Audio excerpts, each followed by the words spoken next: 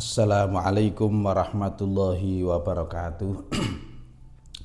A'udzubillahi minasyaitonirrajim. Bismillahirrahmanirrahim. Alhamdulillahi rabbil alamin wa bihi nasta'inu ala umurid dunya waddin. Assalatu wassalamu ala asyrafil anbiya'i wal mursalin sayyidina wa maulana Muhammadin wa ala alihi wa sahbihi ajma'in. Rabbi syrah li sadri wa yassir li amri wahlul 'uqdatam min lisani yafqahu qawli, amma ba'du. Pemirsa kaum muslimin muslimat dimanapun berada yang kami muliakan, marilah senantiasa kita panjatkan puja dan puji syukur kehadirat Allah Subhanahu wa taala yang mana telah melimpahkan nikmat, rahmat, taufik serta hidayahnya kepada kita, sehingga pada kesempatan siang hari ini kita bisa melaksanakan ibadah aktivitas dengan sebaik-baiknya tanpa suatu aral apapun. Untuk itu marilah kita ikrarkan rasa syukur kita dengan bacaan kalimah tahmid bersama alhamdulillahirabbil alamin. Shalawat serta salam marilah kita sanjungkan kepada baginda kita Nabi Agung Muhammad sallallahu alaihi wasallam yang senantiasa kita harapkan syafaatnya min yaumina hada ila yaumil qiyamah.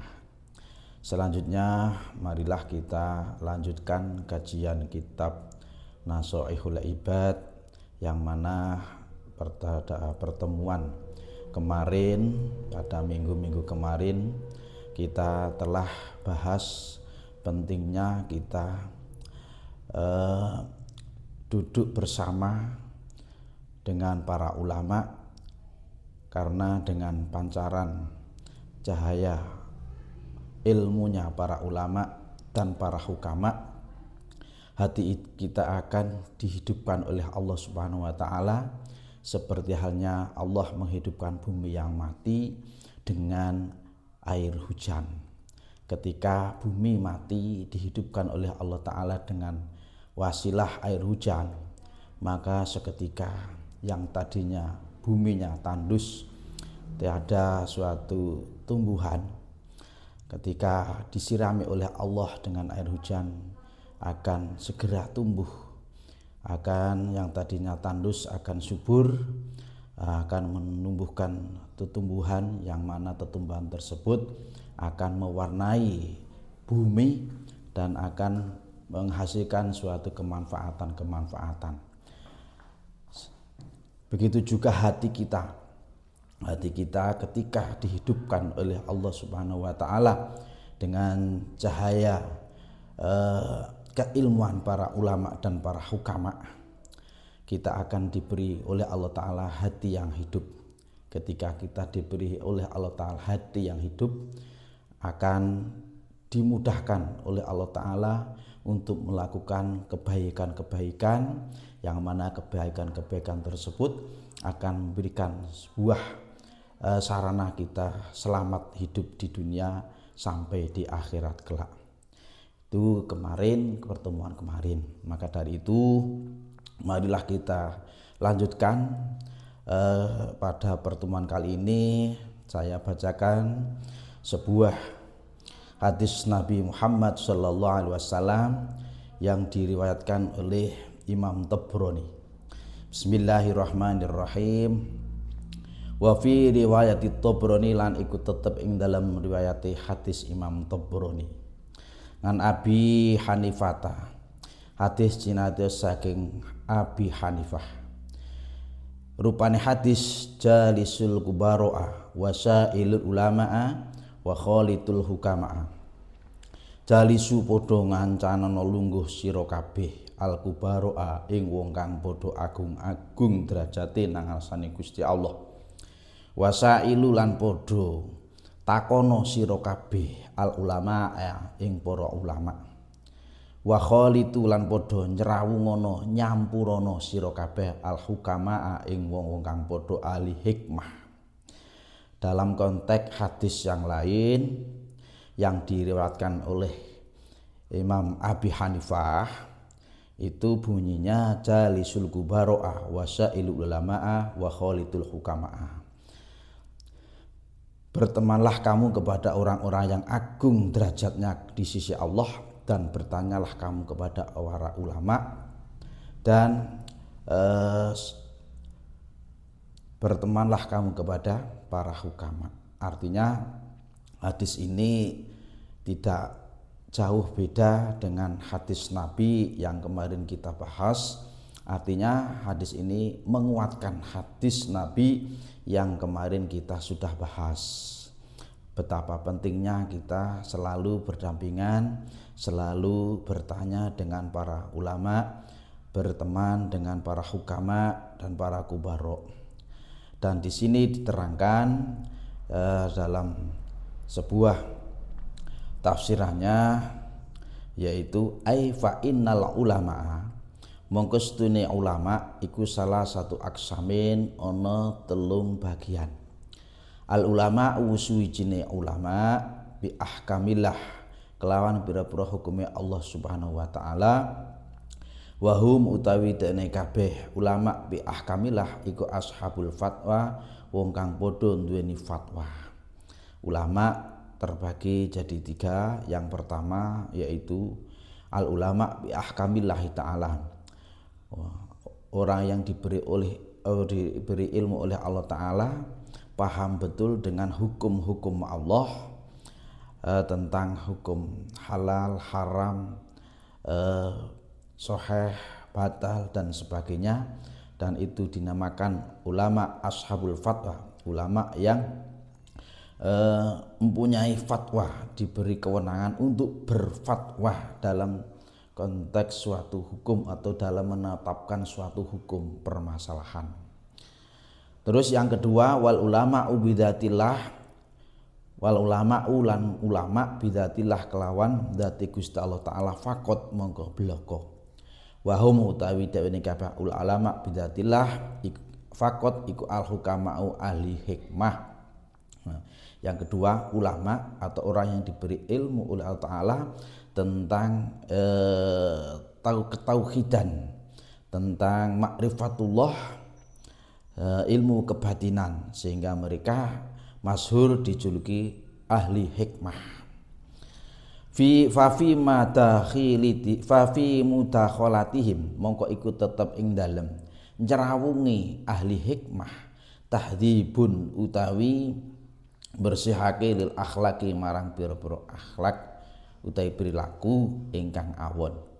Li annahum kerastuhune dheweke kabeh hukama iku asyraqat mencorong apa kulubuhum pira-pira atine dheweke kabeh hukama bi ma'rifatillah kelawan lantaran makrifat marang Allah, wa asyraqat lan mencorong apa asraruhum pira-pira rahasiane atine ulama bi anwari jalalillah kelawan pira-pira cahayane keagungan Gusti Allah Subhanahu wa taala. Nah, karena dengan ulama ahli hikmah ini akan bersinar, memancarkan sinar dari hati-hati beliau-beliau ini, memancarkan kepada kita sebuah kemakrifatan dan akan membersihkan hati-hati kita dari akhlak-akhlak yang jelek.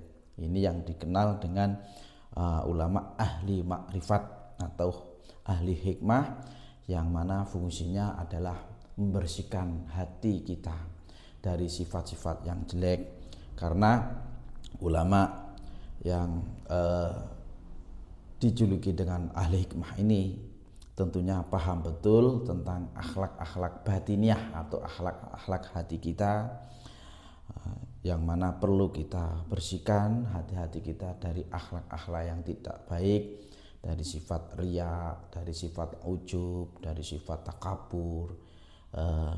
Kita ganti dengan sifat keikhlasan, sifat tawadhu, yang tadinya pemarah menjadi pemaaf, yang tadinya mempunyai sifat pembenci menjadi penyayang, yang tadinya mempunyai sifat bakhil menjadi mempunyai sifat yang dermawan. Nah, ini timbul dari hati-hati kita semua. Karena ada sebuah hadis, ala fi jasadil insan mudghah fa in saluhat fa saluhat sairu jasadi wa in fasadat fa fasadat sairu jasadi. Ala, ingatlah di dalam diri pribadi tubuh manusia ada sebuah gumpalan darah yang mana ketika itu baik maka akan menjadi baik semua anggota tubuh, dan ketika itu jelek akan jelek semua anggota tubuh. Artinya perilaku dohir kita yang kita laksanakan sehari-hari itu bisa baik atau tidak, itu sumbernya dari hati kita semua. Maka dari itu perlu kita tata hati kita supaya mempunyai hati yang baik, sehingga perilaku sehari-harinya kita adalah berperilaku yang baik. Nah, salah satu jalan kita mempunyai hati yang baik, kita bersihkan akhlak-akhlak yang jelek dari hati kita dengan wasilah kita bersama-sama berdampingan menimba ilmu dengan para ahli hikmah, berguru dengan ahli hikmah. Insya Allah dengan cara itu kita akan menjadi orang yang semakin baik, semakin hari semakin baik, dan insya Allah menjadi orang yang khairun nas, khairukum man tola umruhu wa hasuna amaluhu.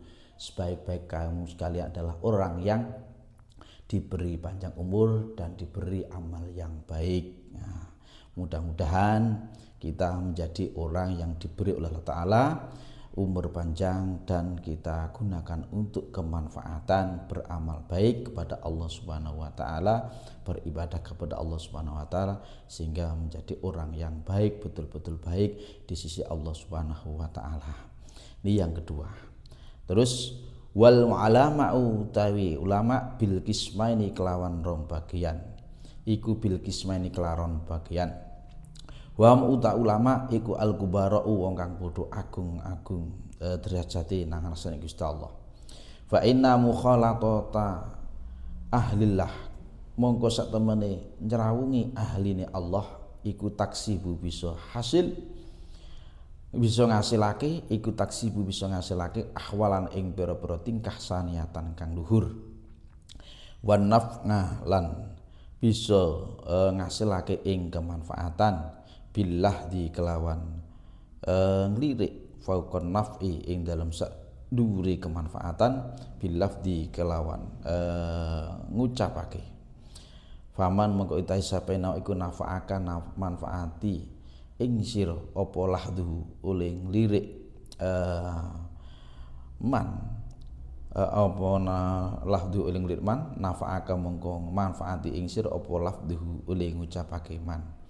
Waman utai sapane kula ora manfaati yo fala mongko ora manfaati. Nah, ya yang ketiga yaitu yang dikatakan kubarok dengan konteks hadis yang pertama yaitu jalisul kubaroah. Ya, semua itu adalah ulama-ulama Allah. Cuma bedanya kubarok ulama dan hukama. Karena kubarok ini dikatakan yaitu orang-orang yang agung, tentunya ya bisa kategori ulama dan bisa kategori hukama. Karena dengan ulama dan hukama mereka akan memberi suatu reaksi kebaikan-kebaikan pada tingkah laku kita sehari-hari. Tentunya kita kalau sering kita serawung kepada para orang-orang yang sholihin, nanti tentunya kita akan kecipratan kebaikannya. Seperti halnya dalam sebuah syair, kalau kamu kepengin berbau wangi, ya dekatlah pada orang yang menjual minyak wangi. Kalau toh kamu tidak membeli, kamu akan kecipratan bau wanginya. Dan kamu janganlah mendekat orang-orang yang sedang memandai besi karena baunya. Seandainya kamu dekat-dekat orang yang memandai besi, setidaknya kamu berbau pandainya besi, bahkan bisa terbakar oleh api yang buat untuk memandai besi. Maka dari itu marilah kita perbanyak silaturahim, perbanyak berkumpul, bersilaturahim dan mengaji bersama kepada para ulama dan para hukama.